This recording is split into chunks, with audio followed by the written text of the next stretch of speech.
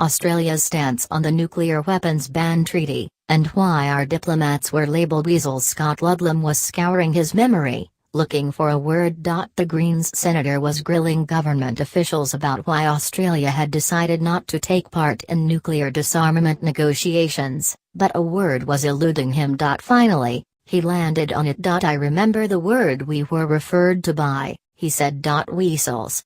They called us weasels. Did other delegates refer to the Australian delegates as weasels?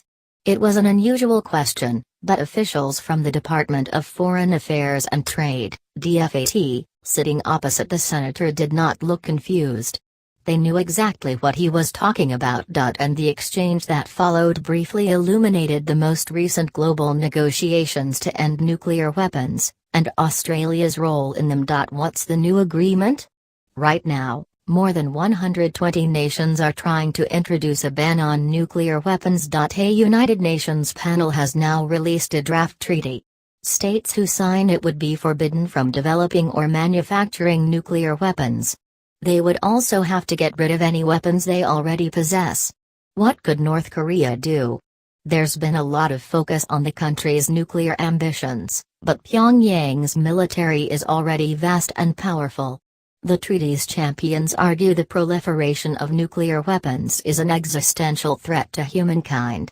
And they say the woeful pace of global disarmament proves there is a compelling need for a new agreement that would exert moral pressure on states to disarm. But there are plenty of problems. First, none of the 9 nuclear powers, including the US, Russia, China and the UK, support the new treaty. Neither does Australia. The federal government has refused to take part in the treaty negotiations. Why does Australia oppose the ban treaty? Photo: North Korea has been publicizing regular missile tests. Reuters KCNA. First, Australia argues that the treaty ignores geopolitical reality. Hardheads in the government say that while everyone would like to see a world without nuclear weapons, the strategic environment is actually becoming more volatile and dangerous. They argue the U.S. nuclear umbrella provides vital deterrence, and protects Australia. For example, talking points obtained by the International Campaign to Abolish Nuclear Weapons, ICAN, say Australia must be realistic about the environment in which we operate. North Korean provocations and nuclear tests are a case in point. External link: open-ended working group taking forward multilateral nuclear disarmament negotiations. The department also said the new treaty will not actually reduce nuclear weapons, because none of the nuclear powers are on board. It argues that pushing ahead with this agreement will just drive a deeper wedge between countries who have nuclear weapons, and those who don't. Instead, Australia's championing what's called a building blocks approach. We think it would be better to press nuclear states to be more transparent about their arsenals and dismantle facilities which are used to produce fissile material. Critics are quick to point out that these sort of ideas have been pursued for decades, but disarmament remains a pipe dream. Why were we called the weasels? Because some countries, fairly or not, became convinced that Australia was doing everything it could to sabotage the treaty from the inside. Australia had always made it clear it had problems with a ban, but our officials still took part in a preliminary series of negotiations. This was done through the UN Open-Ended Working Group, which met throughout 2016 to try and hammer out a draft text. It all came to a head in August last year at the United Nations in Geneva. When it became clear that most countries in the working group were still intent on pushing ahead with a ban, Australia took to the floor and called for a vote. Australia and its allies lost the vote, but our approach infuriated several other countries who had been pushing for a ban. They accused our officials of using the working group to deliberately undermine the agreement while pretending to search for consensus. And it was this dispute that provoked Senator Ludlam's unorthodox questions to officials from the DFAT during Senate estimates. Video: DFAT officials grilled over whether they were weasels in nuclear disarmament negotiations.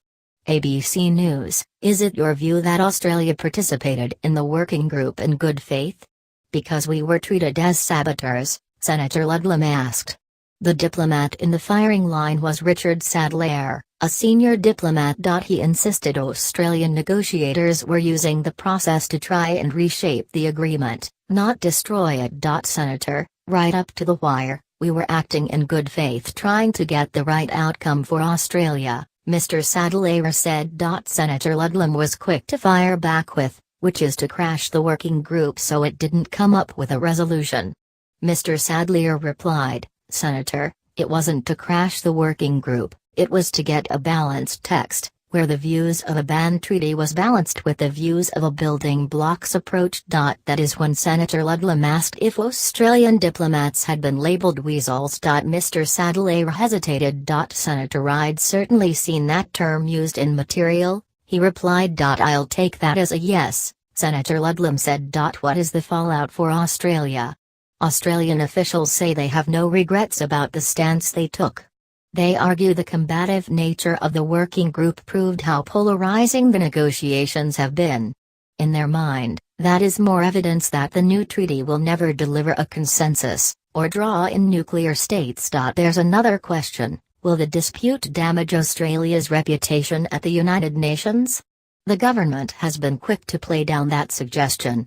One close observer said the term weasel was thrown about, but insisted it was aimed at several nations that voted against the treaty, and not Australia alone. As you would expect, there's been plenty of reflection in the wake of the whole episode. One cable sent from our embassy in Geneva said Australia's decision to bring on a vote was a crunch point that focused minds on some uncomfortable realities. But the cable argues that it would have all come to a head anyway at the main negotiations in New York later that year. It also says that bringing on a vote was the logical path to follow because the draft treaty was consistently skewed against us. Anti-nuclear campaigners are scathing. Australia's disruptive behaviour at the working group only served to isolate us from the vast majority of nations who are now working to ban nuclear weapons at the United Nations, said Jem Rommeld from ICAN. Australia's moves backfired when the working group voted overwhelmingly in support of a ban. It was a wake-up call for DFAT. Australia is standing with the Trump administration and clinging to the dangerous concept that these weapons of mass destruction make us safe. What happens now? The champions of the new treaty are pressing ahead with the agreement. Mr. Sadleir said Australia would monitor the negotiations via video link, but the nuclear powers are still outside the tent and Australian officials suspect the treaty will go nowhere. Some call that a tragedy, while others say it's just the reality of the world we live in. It could be both.